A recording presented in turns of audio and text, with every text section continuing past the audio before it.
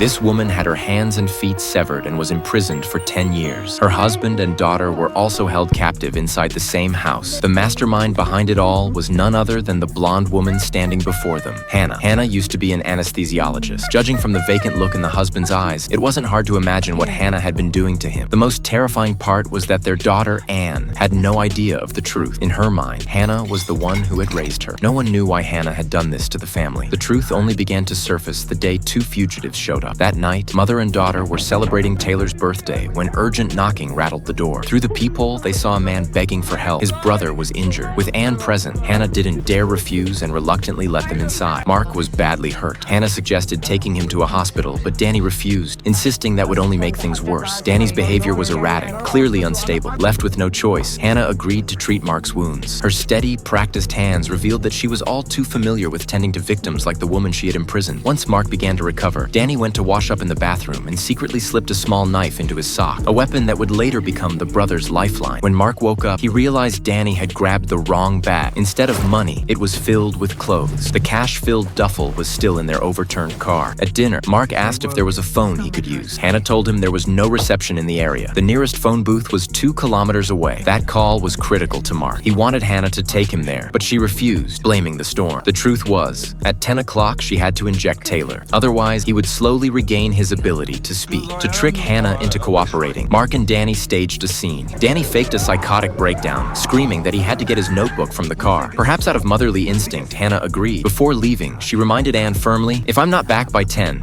make sure your father takes his medicine." Before long, Mark reached the overturned car. As he dragged out the bag, he stumbled and fell. Hannah moved to help him, but in that moment, she caught sight of a corpse slumped inside the vehicle. Panicked, Mark pulled a gun and threatened her. "Whatever you think you saw, forget it. Now you're taking me to that phone booth." Hannah didn't flinch. Outwardly, she obeyed and led him there. Inwardly, however, she was scheming something else. She wanted to make Danny her son as well. While Mark spoke with his contact at the booth, Hannah quietly slipped a screwdriver from the toolbox. But before she could act, Mark appeared behind her, warning, "Tomorrow my people are coming for me. If you don't want your family to suffer, you'd better do exactly as I say."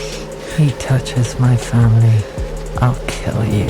Back at the house, Anne and Danny were playing together when a news broadcast suddenly came over the radio. It reported that a man named Danny, a psychiatric patient, had killed a caretaker, while his brother Mark had robbed a fortune to help him escape. Both were now wanted fugitives. Realizing the danger, Anne told Danny she was going downstairs to wait for her mother. But as soon as she reached the first floor, she ran into Mark, forcing Hannah back inside at gunpoint. Mark ordered everyone to keep quiet. If they made it through the night, no one would get hurt. Just then, a police car pulled up outside. The fugitives hid quickly. Hannah's crimes were 100 times worse than theirs, so she